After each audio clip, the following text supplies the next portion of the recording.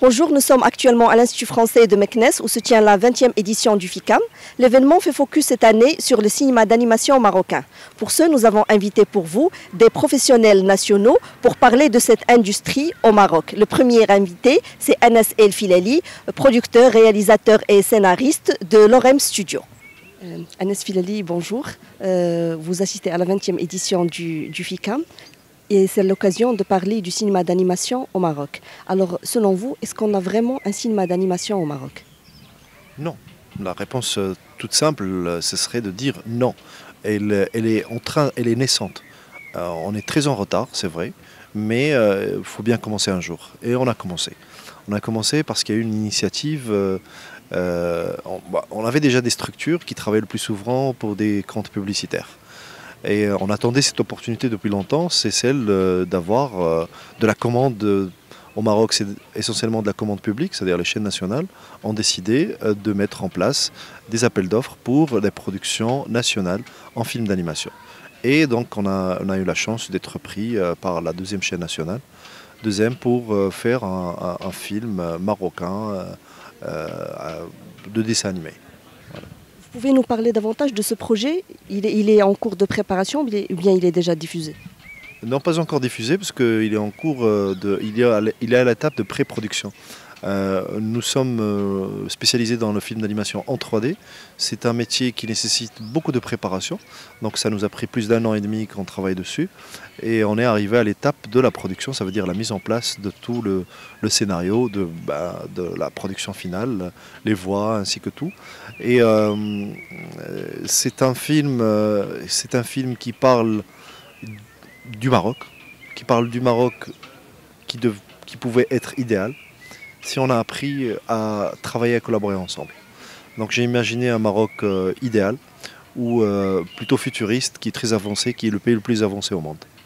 Et ce monde-là va être en contact avec le monde d'aujourd'hui, le Maroc d'aujourd'hui. Et donc il y aura un échange de belles choses et qui feront que on va découvrir un peu ce qui fait, selon un certain angle, ce que c'est d'être marocain. Et en même temps, c'est un film destiné aussi au monde, pour qu'ils comprennent de manière vivante ce que c'est qu'être marocain, et en se détachant plus ou moins du côté folklorique classique, pays touristique, soleil, accueil et autres, mais vraiment vivre la vie d'un Marocain. Ce que c'est que la famille marocaine, ce que c'est que l'accueil marocain, ce que c'est que la collaboration et surtout cette empathie que nous avons dans nos familles, dans notre entourage, avec nos voisins, avec nos amis et tout, et qui fait que cette manière de vivre à la marocaine, et ce qui fait que on saura ce que c'est que on s'approchera du concept du Marocain. Comme on sait maintenant, par exemple, comment les Américains vivent parce qu'ils ont un cinéma très avancé et autres, on pourra expliquer cela aussi. Mais en même temps, il y a en filigrane un certain nombre de petits messages sur le futur. Comment on pourrait éventuellement faire évoluer notre pays d'une manière assez intelligente. Parce qu'au fait, à la base, ce film est destiné avant tout aux enfants, mais aussi aux parents. Donc c'est un film à voir, disons une série à la base, à voir en famille. Et il y aura plein de petits messages qui sont très intéressants et qui pourront éventuellement donner une solution à une grande partie des problèmes auxquels on fait face aujourd'hui au Maroc, pour un Maroc meilleur aussi pour tout le monde.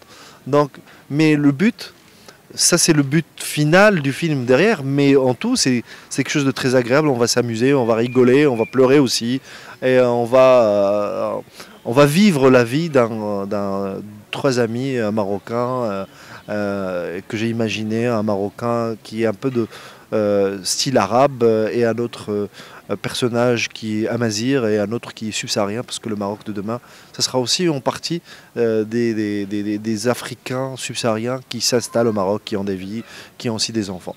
Donc c'est un appel aussi pas à la tolérance, mais à la vie commune. Tolérer, c'est connaître sans trop toucher, mais vie commune, c'est comment on peut ensemble créer un monde et un Maroc meilleur. Voilà. Tout ça, c'est beau, c'est idéal, mais est-ce que c'est facile de faire un film d'animation au Maroc? Non, si c'était facile, on l'aurait fait il y a longtemps. La réalité, c'est que un ensemble de problèmes complexes auxquels on doit faire face. Le premier, bien sûr, c'est le marché. On n'a pas de marché du film d'animation au Maroc. On n'a jamais investi dedans, donc on n'a pas créé une image du film d'animation et une demande extérieure aussi sur les films d'animation marocains. On va trouver une demande extraordinaire sur le film japonais, sur le film américain, parfois un peu plus aussi au niveau européen, mais personne, aucun producteur ou distributeur de films va venir vous dire on veut un film marocain d'animation, parce que ça n'existe pas. Donc on n'a pas de marché. Et du coup, on est obligé de passer par la commande publique, par des chaînes nationales. Et c'est un bon début. C'est un début qui était nécessaire et on va y aller. Maintenant, hormis cela, même si on a ce marché, on n'a pas de ressources. On n'a pas de jeunes Marocains qui sont capables de travailler dans la 3D, par exemple. C'est des métiers hyper technologiques. Il faut beaucoup de maîtrise de l'outil, mais aussi un aspect créatif et artistique. Et donc malheureusement, on n'a aucune filière dans n'importe quelle école de cinéma, de film ou même de communication où on fait de la 3D mais d'un niveau d'expertise. Parce qu'on ne veut pas des généralistes, des gens qui font de la 3D en général. Il faut que vraiment, c'est des métiers d'expertise et c'est en moyenne entre 7 et 8 expertises qu'on doit avoir au sein d'une boîte pour lancer une production en 3D. Et ça, c'est un grand besoin. Donc même si on a l'argent, on aura ce problème-là limitant. Donc si on ne se lance pas maintenant vers des filières de formation de 3Distes, on aura un grand problème dans le futur. On ne pourra pas évoluer. Et troisième chose, c'est un problème d'écriture. Par exemple, quand on fait un film d'animation, on ne va pas relater exactement ce qui se passe dans la réalité. On est dans une fiction, mais poussée à l'avant. Par exemple, les dessins animés que les gens retiennent le plus souvent, c'est pas des super-héros où on a des gens qui ont des forces spéciales ou autres. Donc, il faut exploiter la 3D. Si on fait de la 3D pour relater la réalité, ça ne sert à rien. Il vaudrait mieux faire un film en tournage classique. Mais pour la 3D, il faut de la science-fiction, il faut de l'histoire. Et là, on a besoin de gens qui écrivent. On a besoin de scénaristes, on a besoin de groupes d'écriture et de lecture. Et malheureusement, ça aussi, ça n'existe pas. Donc, on n'a jamais vraiment investi dans... J'ai eu du mal aujourd'hui à trouver un scénariste, parce qu'on est dans la science-fiction aussi, mais aussi dans le transhumanisme. Donc, il faut beaucoup de culture, il faut aussi cette envie d'écrire. Selon vous, qui sont les protagonistes ou bien les partenaires qui pourraient remédier à ce problème? À qui on devrait se diriger? Avant tout, bien sûr, c'est l'État marocain. Avant tout, c'est l'État marocain, c'est la volonté politique. La volonté politique qui peut venir en sachant que c'est du soft power, tout le monde peut y gagner. En fait, c'est la culture. Malheureusement, la culture est un marché, ou plutôt est un secteur assez négligé, je trouve, dans notre pays, mais parce qu'on ne comprend pas son utilité.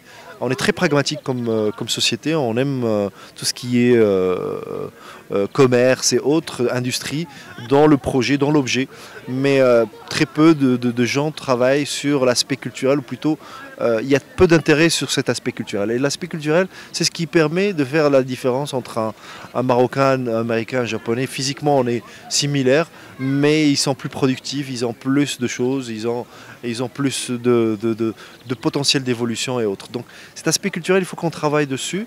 Et pour cela, il faut que l'État s'y mette pour que d'autres opérateurs privés s'y mettent aussi, parce que finalement l'État ne peut pas résoudre le problème.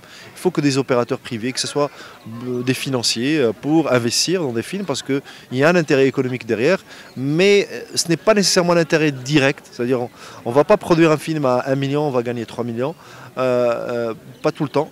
On a des fois juste besoin de diffuser une autre image du Maroc et aussi que ça s'installe auprès de l'opinion publique internationale que le Maroc n'est pas que ce pays de tourisme folklorique, mais c'est aussi un pays d'industrie, c'est aussi un pays de savants, c'est un pays de penseurs et d'innovants, contrairement à ce qu'on a comme image aujourd'hui du Maroc. Pourtant, c'est une industrie qui rapporte, parce que je viens de voir Michel Oslo, le réalisateur français, et il a dit que c'est une industrie qui rapporte et que tout le monde a à y gagner. Vous pensez que les Marocains ne sont pas encore conscients de cette dimension ? Si on était conscient de cette dimension, je crois que tout le monde s'y mettrait. Que ce soit des industriels qui ont envie de placer des produits. Je vous parle par exemple des plus grands blockbusters américains. Vous trouvez toujours des marques de voitures, vous allez toujours trouver des marques de café, des marques de boissons et autres. Donc les industriels peuvent y gagner parce qu'ils auront une visibilité internationale. Et ce film va être vu par des millions si ça marche. Le pays autant que nation, que terre d'attraction pour les industriels, pour les investisseurs et autres. Donc si c'était le cas, on l'aurait déjà fait. Maintenant, je crois qu'il y a une conscience collective qui s'installe. On a besoin aussi d'être parmi les pays créateurs de ce contenu-là. Et puis à la fin, sur le plan direct, en tant que producteur, je suis conscient qu'un film avec un investissement de 3-4 millions de dollars, on peut en ramener 20, 30, 40. Ça, c'est pour ça qu'on est dans ce métier. On n'est pas là que pour faire du bénévolat, on est là aussi pour gagner notre vie et vivre bien sûr, et payer tous ces gens qui nous font confiance, parce que c'est une aventure qu'on est en train de vivre, et on est très peu à y croire, et surtout ces équipes qui travaillent derrière, c'est des familles, c'est un avenir, c'est toute leur vie qu'ils mettent avec nous, donc on est dans l'obligation de réussir ou de mourir. Et selon vous, puisque là on est conscient de l'importance du cinéma d'animation, on est conscient de l'importance de la formation et tout ça, à part ces problèmes, quels sont les autres soucis auxquels les producteurs, ou bien les professionnels du cinéma d'animation marocain sont confrontés? Vous avez, je pense, un problème fiscal? Oui, ça, bien sûr. Alors, quand on va rentrer dans le vif du sujet, quand on a envie de produire, par exemple, il est plus intéressant sur le plan fiscal d'investir dans une grande machine que dans un humain. Un humain, ça coûte très cher à faire travailler, non pas parce qu'on a envie de les payer encore mieux que ce qu'on les paye, mais sauf qu'une très grande partie de cet argent-là, il part sous forme de charges sociales. Et quand on va comparer, aujourd'hui j'ai plus intérêt à faire appel à des prestataires étrangers que de travailler avec des Marocains. Donc il y a un déséquilibre quelque part. Et ce déséquilibre ne peut être traité que par une politique fiscale dédiée aux films disons, d'animation, mais aussi aux films tout court, parce que on peut pas perdre une très grande partie du revenu dans des paiements de taxes, alors qu'on pouvait les investir dans des ressources, dans l'amélioration des ressources et autres. En plus, on est les seuls à supporter les risques qu'on a. Et c'est le plein pot. Ça veut dire que quand je vais acheter une machine, je vais payer toute la taxation qui va avec, même si je la prends en investissement et autres. Et donc, il y a des charges supérieures au fait de pouvoir travailler à l'étranger. Quand je vais prendre un prestataire à l'étranger, je vais payer une retenue à la source de 10%. Il y aura des petites charges fiscales, mais ce n'est pas l'impôt sur le revenu, mais ce n'est pas la CNSS et autres. Donc, pour faire émerger une industrie, il faut créer une fiscalité attractive, c'est tout simplement ça. Et j'aimerais bien à ce moment-là que par exemple au Canada, le Canada a pu attirer toutes les bonnes compétences américaines. D'ailleurs, les grands studios de films d'animation, Pixar et autres, sont installés aujourd'hui plus au Canada qu'aux États-Unis. Et donc, pour cela, ils ont créé une fiscalité, de la subvention aussi directe, parce que les créatifs, les artistes et autres sont en partie subventionnés indirectement par l'État canadien. Et donc, du coup, ils ont créé toute une industrie qui aujourd'hui leur ramène des milliards de dollars. Voilà. En parlant du Canada et de l'étranger, je me rappelle maintenant qu'il y a des compétences marocaines, les rares compétences marocaines qui sont spécialisées dans cette industrie. Ils migrent aussi ailleurs et vont dans d'autres pays. Pour la simple raison que c'est normal, ils ont de meilleurs salaires, ils ont de meilleures conditions de travail. Ils ont moins de pression qu'ici, je les comprends totalement, et c'est normal pour pouvoir les attirer encore une fois, ces Marocains, et même des compétences étrangères. Hein. On a besoin d'avoir, quand vous allez voir des studios par exemple canadiens, vous allez trouver des Marocains, vous allez trouver des Indonésiens, vous allez trouver de toutes les nationalités. Pour qu'on devienne une terre de films d'animation, il faut créer un microcosme spécifique, dédié, favorable à l'émergence de ces compétences. C'est douloureux de le penser, de voir des grandes compétences marocaines qui sont parties même à Abu Dhabi, au Qatar et bien sûr dans des pays européens. Aujourd'hui, nous avons un seul établissement des beaux-arts qui appartient à l'État, c'est l'INBA de Tétouan, et dans une grande partie des compétences vont émigrer à l'étranger. Mais ils n'ont pas de filière 3D. Donc vous voyez le problématique. Donc ils forment 30-40 personnes, ça coûte ce que ça coûte, et à la fin ils s'en vont à l'étranger, alors qu'on n'est pas capable d'exploiter leurs connaissances, leurs compétences ici au niveau national et créer toute une industrie. Aujourd'hui, il y a 3 agences qui œuvrent dans le cinéma d'animation marocain. Qu'est-ce que vous faites en tant qu'agence pour vous défendre, pour défendre vos droits et pour faire émerger le secteur?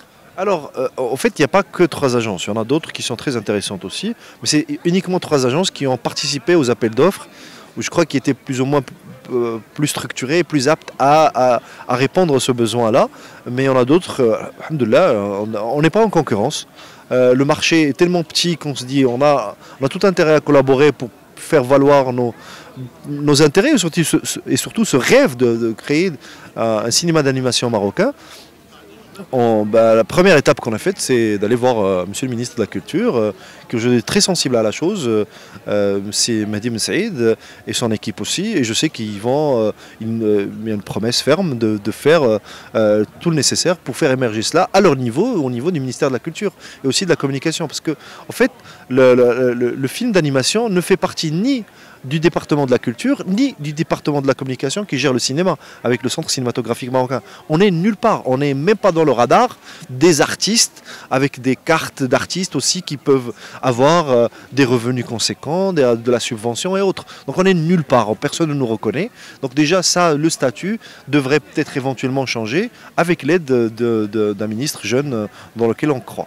Mais aussi, on va se regrouper, on a tout intérêt à se regrouper et faire un groupement officiel qui va défendre, promouvoir le film d'animation. Mais pour cela, on a toujours besoin aussi de mécènes, que les banques aussi nous soutiennent, qu'on ait du sponsoring, qu'on ait cette capacité de se réunir et de promouvoir au niveau international. Voilà, donc c'est une première étape. Je sais que le combat va être long, on est dedans, on n'a pas d'autre choix que de réussir. Et c'est aussi... On veut séduire un public marocain, parce que si les Marocains nous soutiennent, je crois que plus rien ne peut nous arrêter.